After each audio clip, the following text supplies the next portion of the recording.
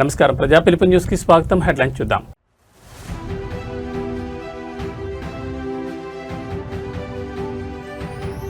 నిరుపేదలకు అండగా అన్నా క్యాంటీన్లు విజయవాడలో ప్రారంభించిన సీఎం చంద్రబాబు.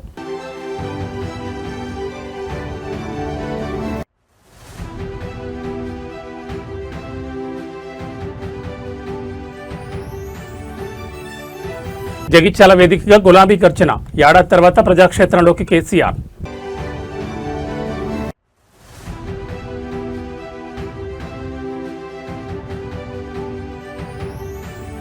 మేడిగడ్డపై సీఎం రేవంత్ రెడ్డి క్షేత్రస్థాయి పరిశీలన. అధికారులకు దిశానిర్దేశం.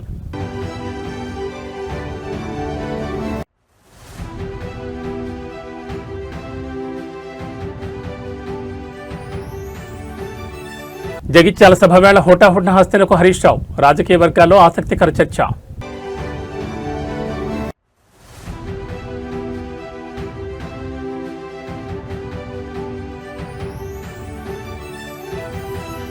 ఉద్దంపూర్ లోయలో పడ్డ బస్సు, 15 మంది దుర్మరణం. ఇక డీటెయిల్స్ చూస్తే రాష్ట్రంలో తినడానికి తిండి లేదని ఎవరూ బాధపడొద్దని, ఎవరూ పస్తులుండొద్దని సీఎం చంద్రబాబు భావోద్వేగానికి లోనయ్యారు.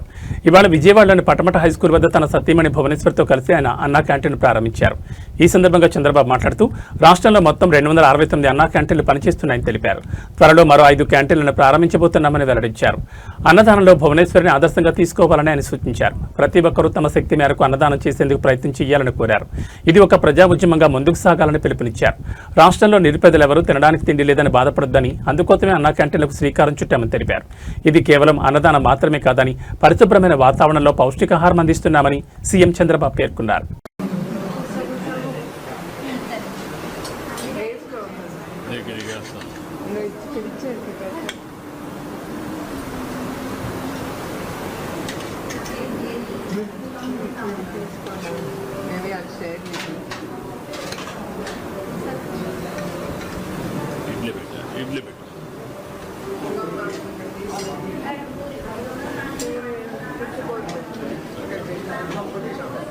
సాంబార్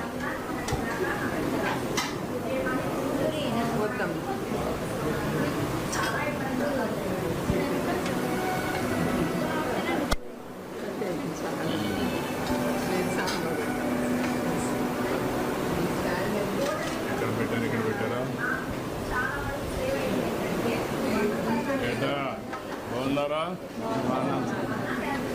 బాగున్నారంతా. నువ్వేం చేస్తావమ్మా? ఆటో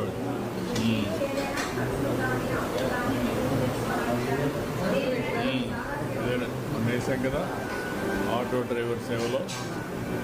నువ్వేం చేస్తావమ్మా?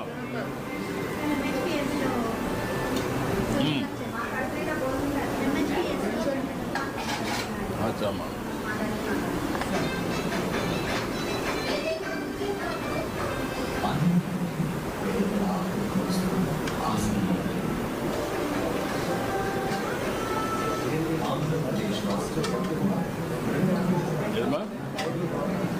లేకుంటే రోడ్లు క్లీన్ చేసే కార్మికులు కావచ్చు, లేకుంటే ప్రజలు కావచ్చు, ఇలాంటి వాళ్ళు చాలామంది ఉంటారు. ఎక్కడన్నా భోజనానికి పోవాలంటే 100 రూపాయలు మినిమం ఒక పూటకు డబ్బులు పే చేసే పరిస్థితి వస్తుంది. అక్కడ కూడా పౌష్టికాహారం దొరికే పరిస్థితి లేదు. ఇవన్నీ పరిష్కారం కోసం పెట్టాం. ఈరోజు ఇక్కడ ఏదైతే ఈ ఫౌండేషన్ ఉందో, మన అన్నా క్యాంటీన్ ఇస్కాన్ ఫౌండేషన్ చాలా మంచి వర్క్ చేస్తున్నారు. అది కూడా సెంట్రలైజ్డ్ కిచెన్ పెట్టి, అది కూడా చాలా పౌష్టికాహారం కానీ వెరైటీస్ కూడా పెంచి రుచికరమైన నాణ్యమైన ఫుడ్ పెట్టే పరిస్థితికి వచ్చారు. ఈరోజు రాష్ట్రంలో 269 అన్నా క్యాంటీన్లు పనిచేస్తున్నాయి. మొన్నే 62 ఓపెన్ చేశాం. ఇంకొక 5 కూడా తొందరలోనే ప్రారంభమవుతాయి. 275 క్యాంటీన్ని ప్రారంభిస్తున్నాం. ఈరోజు దీనికోసం నేను ఒకటే మా ఫ్యామిలీ అందులో భువనేశ్వర్ గారిని మనస్ఫూర్తిగా అభినందిస్తున్నాను. ఈరోజు నా పుట్టినరోజు సందర్భంగా 76 లక్షల రూపాయలు రాష్ట్రం మొత్తం అన్ని అన్నా క్యాంటీన్లో ఫ్రీగా 3 పూట్ల భోజనం పెట్టడానికి ముందుకు వచ్చారు. ఒక స్ఫూర్తిదాయకంగా నిలిచారు. ఈరోజు నేను ఒకటే ప్రజలందరికీ విజ్ఞప్తి చేస్తున్నా, ఇది ఒక స్ఫూర్తిదాయకమైన కార్యక్రమం. అన్నదానం అన్నింటికంటే మహాపవిత్రమైనది. అలాంటిది మనందరం కూడా గుర్తుపెట్టుకోవాల్సింది, మీరు ఒక పూట కానీ లేకపోతే ఒక క్యాంటీన్లో కానీ ఒక రోజు కానీ మీకు శక్తి ఉంటే మొత్తం కానీ మీకు తోచిన విధంగా అన్నదాన కార్యక్రమంలో మీరు భాగస్వాములు కావాలని పిలిపిస్తున్నా. ఇది ఒక స్ఫూర్తికి ఒక ప్లాట్ఫామ్. ఇది ఏదో నేను ఎవరిని బలవంతం చేయడం లేదు, వాళ్ళందరినీ కోరుతున్నాను, మనందరం కలిసి ఒక స్ఫూర్తి ప్రదాతలుగా తయారు కావాలి. ఈ రాష్ట్రంలో ఏ వ్యక్తి ఆకలితో బాధపడుతున్నాడు అనే పరిస్థితి రాకూడదు. ఆంధ్రప్రదేశ్ అన్నపూర్ణ, ఒకప్పుడు దేశానికే అన్నం పెట్టిన రాష్ట్రం. ఈరోజు మన రాష్ట్రంలో ఏ ఒక్క వ్యక్తి ఆకలితో బాధపడకుండా కడుపు నిండా తిండి పెట్టే పరిస్థితి మనం తీసుకురావాల్సిన అవసరం ఉంది. ప్రభుత్వం పెట్టలేక కాదు, ప్రభుత్వం పెట్టగలుగుతాం. దానికంటే ముఖ్యంగా ఒక స్ఫూర్తికి ఇది ఒక ప్లాట్ఫామ్గా తీసుకుని మీరందరూ భాగస్వాములు కావాల్సిన అవసరం ఉంది. ఇది ప్రజా ఉద్యమంగా ముందుకు పోవాలి. నేను అందుకే P4 తీసుకొచ్చాను. P4 కూడా ప్రభుత్వం, ప్రైవేట్, పబ్లిక్ భాగస్వామ్యం. అందులో అన్నా క్యాంటీన్ కూడా ఒకటి. ఇది ఒకటే కాదు, డబ్బులుండే ప్రతి ఒక్కరు కూడా టాప్ 10%, బాటమ్ 20%ని అన్ని విధాలా ఆదుకోవాలి. అందుకే పేరు కూడా MBK అని పెట్టాను. మార్గదర్శి బంగారు కుటుంబం 10-20, 10-20, పైనుండే 20 మంది 10 మంది, కింద నుండే 20 మందిని అనునిత్యం ఆదుకునే కార్యక్రమం చేయాలి. అది కూడా ఒక పూట ఏదో ఇచ్చేయడం కాదు. ఒక పూట కాకుండా వాళ్ళని short term, medium term, long term ఈ 3 దృష్టిలో పెట్టుకొని మనతో సమానంగా వాళ్ళని పైకి తీసుకొచ్చే పరిస్థితి, అన్ని విధాలు ఆదుకుని సమాజంలో ఆర్థిక అసమానతను తగ్గించే దిశగా అందరూ ఆలోచించాల్సిన అవసరం ఉంది. అదే నిజమైన ప్రజాస్వామ్యం, అదే సమాజానికి స్ఫూర్తి. అలాంటి కార్యక్రమంలో భాగంగానే ఈరోజు ఇక్కడికి వచ్చినప్పుడు నాకు చాలా సంతోషం కలిగింది. చాలామందితో ఇంటరాక్ట్ అయ్యాను. వాళ్ళ ఆనందం చూస్తే నాకు చాలా తృప్తినిచ్చింది.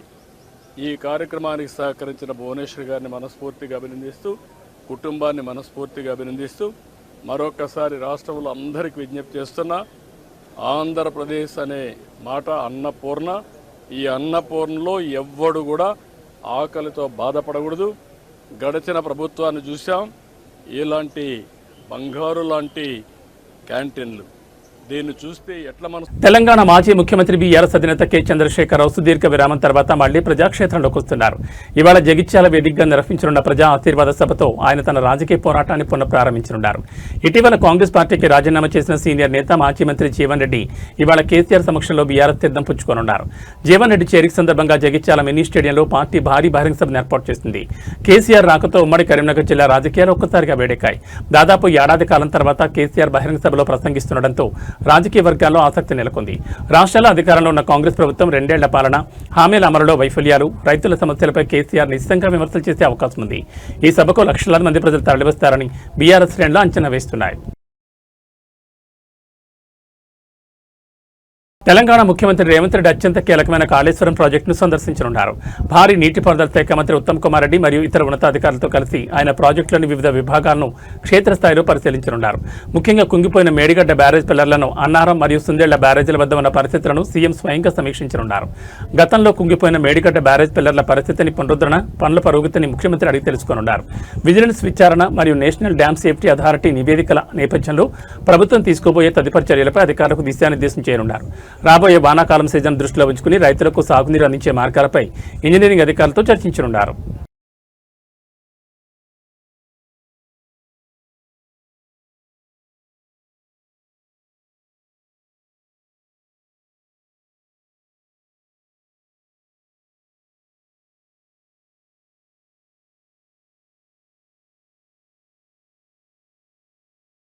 తెలంగాణ పాలిటిక్స్ ఇవాళ హాట్ గా కొనసాగుతున్నాయి. ఉమ్మడి కరీంనగర్ వేదిక సీఎం రేవంత్ రెడ్డి, మాజీ సీఎం కేసీఆర్ పోటాపోటీ సభలు సర్వత్రా ఆసక్తి రేపుతున్న వేళ మరో కీలక పరిణామం చోటు చేసుకుంది. జగిత్యాలలో బీఆర్ఎస్ ప్రతిష్టాత్మకంగా బహిరంగ సభ నిర్వహిస్తున్న సమయంలో బీఆర్ఎస్ పార్టీ కీలక నేత హరీష్ రావు హోటాహోట్న ఢిల్లీకి పయనమై వెళ్లారు. ఆయనతో పాటు కేసీఆర్ కు అత్యంత సన్నిహితులు వినోద్ రావు సైతం హస్తనకు వెళ్లారు. కేసీఆర్ సభ వేళ కీలక నేతలు ఢిల్లీకి వెళ్లడం హాట్ టాపిక్ గా మారింది. కాళేశ్వరం ప్రాజెక్టు నిర్మాణంలో అవకతవకలపై విచారణ నిమిత్తం ఏర్పాటైన జస్టిస్ ఘోష్ కమిషన్ నివేదికను సవాల్ చేస్తూ దాఖలైన పిటిషన్లపై హైకోర్టు ఎల్లుండి తీర్పు వెల్లడించాల్సి ఉంది. అయితే తీర్పు వ్యతిరేకంగా వస్తే సుప్రీంలో పిటిషన్ వేసే ఆలోచనలో బీఆర్ఎస్ ఉందని, ఈ నేపథ్యంలో లాయర్లతో భేటీ అయి చర్చించడం కోసం హరీష్ రావు ఢిల్లీకి వెళ్లారని పార్టీ వర్గాలు చెబుతున్నాయి. నిజానికి ఈ తీర్పును హైకోర్టు ఏప్రిల్ 8న వెల్లడించాల్సి ఉంది. కానీ గత విచారణలో తీర్పును ఎల్లుండికి కోర్టు వాయిదా వేసింది.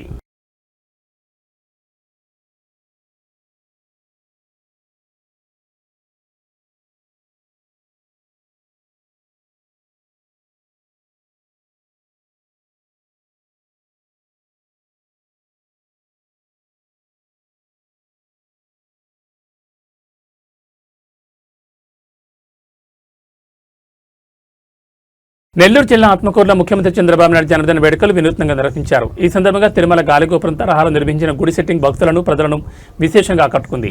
దేవాదాయ శాఖ మంత్రి ఆనం రామనారాయణ రెడ్డి ఆధ్వర్యంలో జరిగిన కార్యక్రమాలు ఆధ్యాత్మిక వాతావరణంలో సాగాయి. చంద్రబాబు నాయుడు పేరున లోకక్షేమం కోసం ఆయన ఆరోగ్యాలతో వర్ధిల్లాలని కోరుతూ భారీ ఎత్తున హోమాలు నిర్వహించారు. ప్రముఖ పుణ్యక్షేత్రాల నుంచి తరలివచ్చిన వేద పండితులు, అర్చకులు శాస్త్రోక్తంగా పూజా కార్యక్రమాలు నిర్వహించారు. దేవాదాయ శాఖ మంత్రి ఆనం రామనారాయణ రెడ్డి స్వయంగా హోమగుండంలో పాల్గొని పూర్ణాహుతిని సమర్పించారు. భక్తితో పాటు రాజకీయ వాతావరణం పడేలా గుడి సెట్టింగ్ ఆనుకుని భారీ ఎత్తున పొలిటికల్ బ్యానర్లు, కటౌట్లు ఏర్పాటు చేశారు.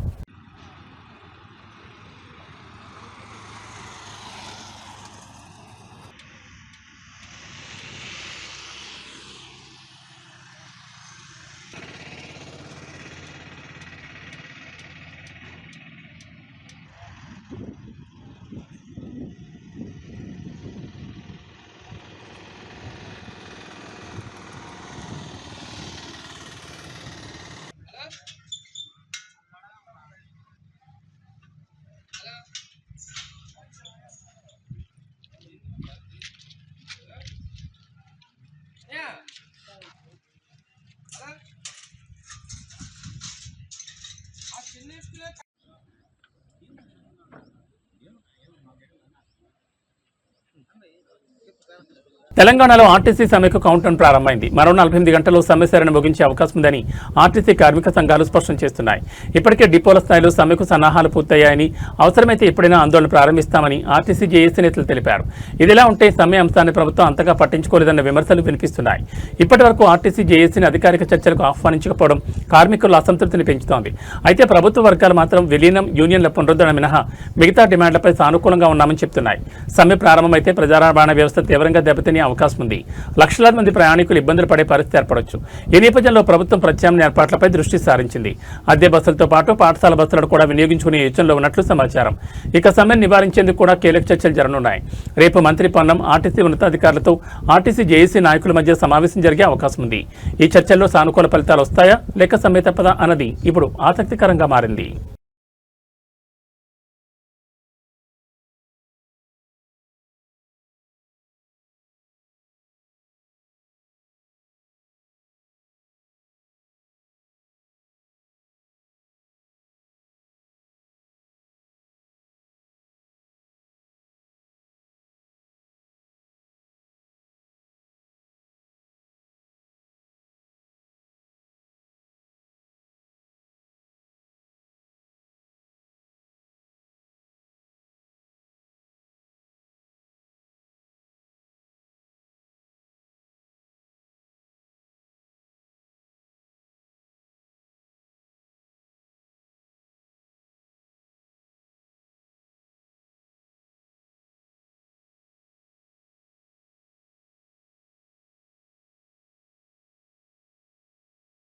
మహాత్మా బసవేశ్వరుడు 839వ జయంతి సందర్భంగా హైదరాబాద్ ట్యాంక్ బండ్ వద్ద ఉన్న ఆయన విగ్రహానికి తెలంగాణ జాగృతి అధ్యక్షురాలు కల్వకుంట్ల కవిత పూలమాలలు వేసి ఘనంగా నివాళులర్పించారు. ఈ సందర్భంగా మాట్లాడుతూ బసవేశ్వరుడి సిద్ధాంతాలు, సామాజిక సమానత్వంపై కీలక వ్యాఖ్యలు చేశారు. 839 ఏళ్ల క్రితమే బసవేశ్వరుడి రూపంలో ఒక గొప్ప సామాజిక విప్లవం పుట్టిందని, కుల, వర్ణ, లింగ భేదాలు లేని సమాజం కోసం ఆయన అప్పుడే పోరాడారని కవిత గుర్తు చేశారు. బసవేశ్వరుడు చెప్పిన సమానత్వం కోసం నేటికి మనం పోరాడాల్సి రావడం మన వెనుకబాటుతనానికి నిదర్శనమని ఆమె ఆవేదన వ్యక్తం చేశారు. పార్లమెంట్లో మహిళా బిల్లు పాస్ కాకుండా అనేక శక్తులు కుట్రలు చేసి అడ్డుకున్నాయని విమర్శించారు. బసవేశ్వరుడి స్ఫూర్తితో డాక్టర్ బిఆర్ అంబేద్కర్ ఆశయాలకు అనుగుణంగా తాము ఏర్పాటు చేయబోయే రాజకీయ పార్టీ సామాజిక న్యాయం కోసం నిరంతరం పనిచేస్తుందని కవిత స్పష్టం చేశారు. గత అసెంబ్లీ ఎన్నికల్లో రాజకీయ పార్టీలు మహిళలకు కేటాయించిన సీట్ల సంఖ్య చాలా తక్కువని, ఇది మహిళా సాధికారతకు ఆటంకమని ఆమె పేర్కొన్నారు. అంబేద్కర్ కూడా పదే పదే చెప్పుకుంటూ వచ్చిండ్రు, బసవేశ్వరుని ఎవరైతే ఒక ప్రాంతానికి సీమితం చేయకుండా భారతదేశ వ్యాప్తంగా వారి కోసం పాటుపడితే భారతదేశం మారుతుందని చెప్పి కూడా చెప్పడం జరిగింది. మరి ఆ బసవేశ్వరుడి యొక్క అనుచరులకి నేను మనస్ఫూర్తిగా శుభాకాంక్షలు తెలియజేస్తున్నా. భారతదేశం మార్పు కోసం మనందరం కూడా కృషి చేయాల్సిన అవసరం ఉంది. దాంట్లో మీరు ఒక అడుగు ముందున్నందుకు మీ అందరికీ మనస్ఫూర్తిగా శుభాకాంక్షలు తెలియజేస్తూ, మరి మనసా వాచ కర్మ నేను మీతో ఉంటానని చెప్పి కూడా తెలియజేస్తూ, బసవేశ్వర స్ఫూర్తితోనే పెట్టబోయేటటువంటి పార్టీలో 33% తక్కువ కాకుండా మహిళలకు నేను ఎన్నికలలో కానీ పార్టీ పదవులలో కానీ అవకాశాలు ఇస్తామని కూడా ఈ సందర్భంగా తెలియజేస్తున్నాను. నగరంలోని ఐకానిక్ దుర్గం చెరువు కేబుల్ బ్రిడ్జ్ పై ఘోర ప్రమాదం జరిగింది. అతివేగంతో వచ్చిన ఒక BMW కారు నిలబడి ఉన్న దంపతులను ఢీకొట్టడంతో శ్యామరాజ్ అనే వ్యక్తి ప్రాణాలు కోల్పోయారు. పోలీసుల పర్యవేక్షణ లోపం వల్ల ఈ ప్రాంతం ప్రమాదాలకు నిలయంగా మారుతుందని విమర్శలు వ్యక్తమవుతున్నాయి. శ్యామరాజ్ అనే వ్యక్తి తన భార్యతో కలిసి కేబుల్ బ్రిడ్జ్ పై ఫోటోలు దిగుతుండగా వెనుక నుంచి అతివేగంగా వచ్చిన BMW కారు వారిని బలంగా ఢీకొట్టింది. భార్య కళ్ల ముందే శ్యామరాజ్ తీవ్ర గాయాల పాలయ్యారు. వెంటనే ఆసుపత్రికి తరలించినప్పటికీ చికిత్స పొందుతాయని మృతి చెందారు. కేబుల్ బ్రిడ్జ్ పై నిత్యం ట్రాఫిక్ నిబంధనల ఉల్లంఘన జరుగుతున్నా పోలీసులు పట్టించుకోవడం లేదని స్థానికులు మండిపడుతున్నారు. వారాంతాల్లో మరియు రాత్రి సమయాల్లో వాహనాలు అతివేగంతో దూసుకుపోతుండటంతో తరచూ ప్రమాదాలు జరుగుతున్నాయి. ఇటీవల ఇదే బ్రిడ్జిపై పోలీసులు నిఘా లేకపోవడాన్ని ఆసరాగా చేసుకుని దొంగలు లైటింగ్ సెటప్ను కూడా ఎత్తికెళ్లడం గమనార్హం. అత్యంత రద్దీగా ఉండే ఈ పర్యాటక ప్రాంతాల్లో పెట్రోలింగ్ పెంచాలని, స్పీడ్ గన్ల ద్వారా వేగాన్ని నియంత్రించాలని ప్రజలు డిమాండ్ చేస్తున్నారు.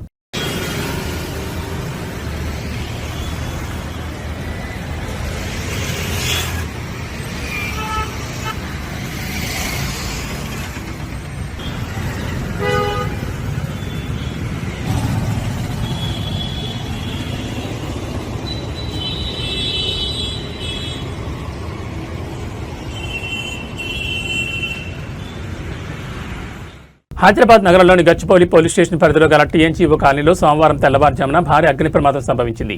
ఒక అపార్ట్మెంట్లోని సెల్లార్లో అకస్మాత్తుగా మంటలు చెలరేగడంతో నివాసితులు తీవ్ర భయాందోళనకు గురయ్యారు.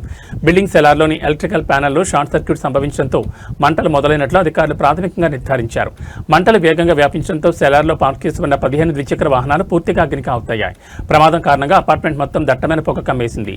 దీంతో పై అంతస్తులో ఉన్న వాసులకు ఊపిరాడక తీవ్ర ఇబ్బందులు పడ్డారు. సమాచారం అందుకున్న అగ్నిమాపక సిబ్బంది తక్షణమే అక్కడికి చేరుకుని నిచ్చెన సహాయంతో చిక్కుకున్న వారిని సురక్షితంగా కిందికి దించారు. పొగ పేల్చడం వల్ల తీవ్ర అస్వస్థతకు గురైన ఇద్దరిని చికిత్స నిమిత్తం సమీపంలోని ఆసుపత్రికి తరలించారు. ప్రస్తుతం మంటలు అదుపులోకి వచ్చాయి.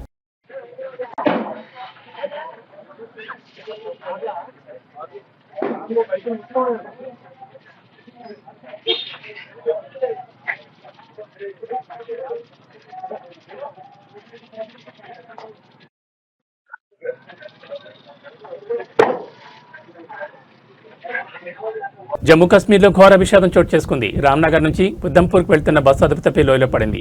ఈ ఘటనలో 15 మంది చనిపోయారు. సమాచారం అందుకున్న పోలీసులు సంఘటనా స్థలానికి చేరుకుని సహాయక చర్యలు చేపట్టారు. డ్రైవర్ నియంత్రణ కోల్పోవడంతో బస్సు లోయలో పడినట్లుగా తెలుస్తోంది. ఇవాళ ఉదయం 10 గంటల ప్రాంతంలో రామ్నగర్ నుంచి ఉద్దమ్పూర్కు వెళ్తుండగా బస్సు లోయలో పడిపోయింది. సంఘటనా స్థలంలో 15 మంది చనిపోగా క్షతగాతులను ఆసుపత్రికి తరలించారు. పోలీసులు, సైన్యం సహాయక చర్యలు చేపట్టారు. అయితే కొందరి పరిస్థితి విషమంగా ఉన్నట్లు వార్తలు వస్తున్నాయి. ప్రమాద సమయంలో బస్సులో 40 మంది ఉన్నట్లుగా సమాచారం. మృతుల సంఖ్య మరింత పెరిగే అవకాశం ఉంది. ప్రమాదంపై కేంద్ర మంత్రి జితేంద్ర సింగ్ స్పందించారు. తాను జిల్లాధికారులతో మాట్లాడానని, తీవ్రంగా గాయపడిన వారిని విమానంలో తరలించే ఏర్పాట్లతో సహా సాధ్యమైన అన్ని సహాయక చర్యలు అందిస్తున్నట్లుగా జితేంద్ర సింగ్ తెలిపారు. స్థానిక యంత్రాంగంతో నిరంతరం సంప్రదింపులు జరుపుతున్నట్లుగా చెప్పారు.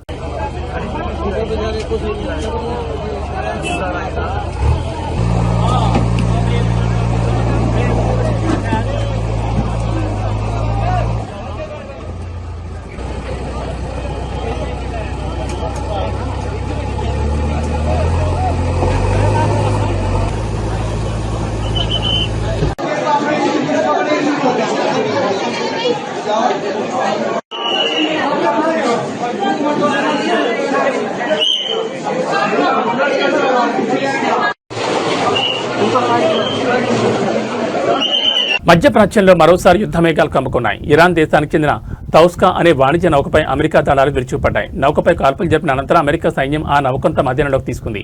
ఈ విషయాన్ని అమెరికా అధ్యక్షుడు డొనాల్డ్ ట్రంప్ సోషల్ మీడియా వేదికగా అధికారికంగా ధృవీకరించారు. అంతర్జాతీయ జిల్లాలో ప్రయాణిస్తున్న ఇరాన్ నౌక తౌస్కా లక్ష్యంగా అమెరికా దళాలు ఈ ఆపరేషన్ నిర్వహించాయి. ప్రాథమిక సమాచారం మేరకు సదరు నౌక అనుమానాస్పద కార్యకలాపాలకు పాల్పడుతోందన్న నెపంతో అమెరికా ఈ చర్యకు దిగినట్టు తెలుస్తోంది. కాల్పుల అనంతరం నౌకను స్వాధీనం చేసుకున్న అమెరికా దళాలు దాన్ని తమ భద్రతా జోన్కు తరలించినట్లు సమాచారం. ఈ ఆపరేషన్ విజయంపై అమెరికా అధ్యక్షుడు ట్రంప్ స్పందిస్తూ తమ దేశ భద్రతకు ముప్పు కలిగించి ఏ చర్యలనైనా సహించేది లేదని హెచ్చరించారు. ఈ ఘటనతో ఇరాన్ అమెరికా మధ్య దౌత్యపరమైన సంబంధాలు మరింత క్షీణించే అవకాశం ఉంది.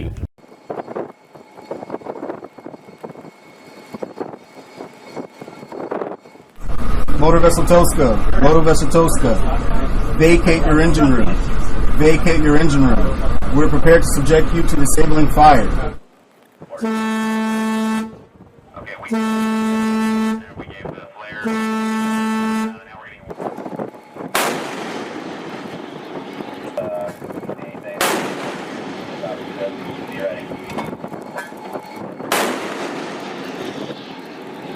ఈ బులెటిన్ విశేషాలు మరో బులెటిన్లో మళ్ళీ కలుసుకుందాం. నమస్కారం.